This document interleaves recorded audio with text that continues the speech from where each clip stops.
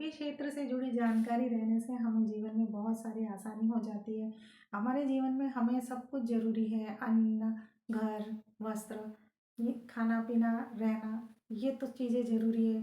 तो सब कुछ है, लेकिन सब कुछ करने के लिए, शुरुआत करने के लिए हमें जानकारी की बहुत ज़रूरत होती है। जैसे कि मकान बनाना हो, छोटा ही हो या बड़ा हो, पहले उसका सब कुछ देख लें कि हमें इस क्षेत्र में, इतने एरिया में मकान बनाना है तो हमें कितना खर्चा आएगा, हमें कैसे करना चाहिए। जिन्होंने बनाया उनसे मिलिए, उनको पूछिए। अब जिसके पास जानकारी नहीं है, मैं उनके लिए बोल रही हूँ। आज तो सभी लोग जागरूक है, फिर भी मैं एक अपनी तरफ से बोलना चाहती हूँ कि जैसे कि बहुत से लोग वास्तु देख के घर बनाते हैं, वास्तु के हिसाब से घर बनाते हैं, और कोई कोई लोग न्यूमरोलॉजी का भी बहुत ख्याल रखते हैं। अच्छी बात है, ये सब चीज़ों में, हर क्षेत्र में थोड़ा थोड़ा ज्ञान बहुत ज़रूरी है आज में, क्योंकि कहीं अगर ज्ञान ना रहे तो हमारे साथ में पैसों का थोड़ा बहुत धोखा हो जाता है। जैसे जो स्क्वायर फीट के बारे में हम नहीं जानेंगे, ये बिल्डिंग मटेरियल के बारे में हम नहीं जानेंगे, तो बहुत से बिल्डर लोग हमें धोखा दे देते हैं। तो हम ये सब सोच के समझ के काम कर लेना चाहिए। अब बहुत से लोग बोल घर वगैरह बना लेते, मकान बन जाता, तब फिर बोलते कि वास्तु के हिसाब से ये तोड़ेंगे, वास्तु के हिसाब से वो तोड़ेंगे। अगर वास्तु के हिसाब से बनवाना है तो थोड़ी बहुत वास्तु की जानकारी या वास्तु एक्सपर्ट से मिलिए, तब कहीं आपका वास्तु के लिए घर का तोड़-फोड़ नहीं करना पड़ेगा। और न्यूमरोलॉजी का भी थोड़ा बहुत ज्ञान रहना अपने लिए बहुत अच्छी बात है। हर चीज़ में, हर क्षेत्र में थोड़ा-सा ज्ञान रखिए, ज्ञानवर्धक बुक लीजिए, और अपने जीवन में ज्ञान रहने से कोई दिक्कत नहीं है, हमारे कामों में बहुत सफलता मिलती है। और जब हम खाली है, समय है हमारे पास में, कोई नई चीज़ की जानकारी लीजिए। जहाँ भी हो, जैसे भी हो, हमें जहाँ भी सीख मिलती है वहाँ से सीख लीजिए। ज़रूरी नहीं है कि हम पे बीतेगा तभी हम सीखेंगे। हम लोग बिना हम पे बीते भी हम सीख लेते हैं, किसी को देख के भी सीख लीजिए।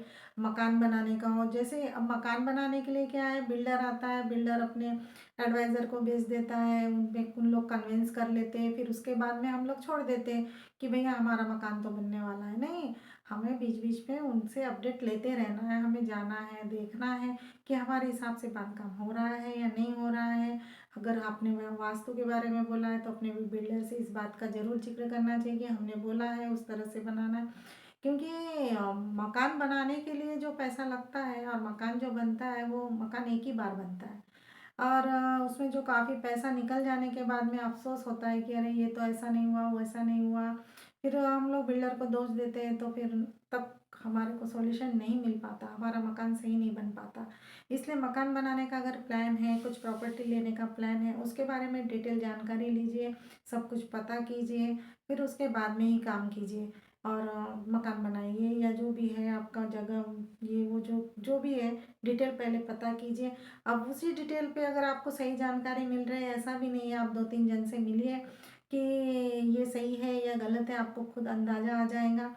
बैठे-बैठे आप न्यूमरोलॉजी सीख सकते हो, अल्फ़ाबेट से बेसिक जानकारी ले सकते हो, अल्फ़ाबेट से जैसे कौन से अल्फ़ाबेट का कौन-सा नंबर सेट होता है करके, ये भी आप देख सकते हो। और वास्तु का भी आप बैठे-बैठे ज्ञान ले सकते हो कि वास्तु में हमें मतलब मकान में कहाँ क्या रहना चाहिए।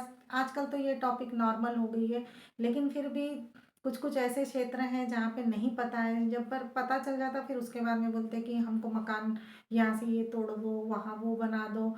इसमें पैसा भी वेस्ट है, आपकी मेहनत का पैसा है, वेस्ट नहीं होना चाहिए। हमारा पैसा बहुत मेहनत से कमाते हैं हम लोग, उसे सही तरीके से इस्तेमाल हो गए तो हमें कोई तकलीफ़ नहीं होती। लेकिन जब पैसा वेस्ट हो जाता, मकान तोड़ने की बात आती, तो फिर सही नहीं है। आजकल मैं बहुत जगह देख रही हूँ कि मकान पहले बन जाता, फिर उसके बाद में लोग पैसा देके उस मकान को तोड़ते हैं कि यहाँ पे इसको तोड़ो, यहाँ पे ये बनाओ, वहाँ पे वो बनाओ। हाँ, अगर आपको वास्तु का उतना कुछ इम्पोर्टेंट नहीं लगता तो कोई दिक्कत नहीं है, लेकिन अगर आपको वास्तु में ध्यान देना है तो स्टार्टिंग में ही ध्यान दीजिए।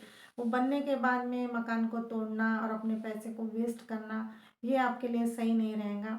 अगर आपको मेरी छोटी-छोटी जानकारी अच्छी लगती हो तो प्लीज़ सब्सक्राइब कीजिए। मैं आपके लिए अच्छी-अच्छी जानकारी लेते आऊँगी। धन्यवाद।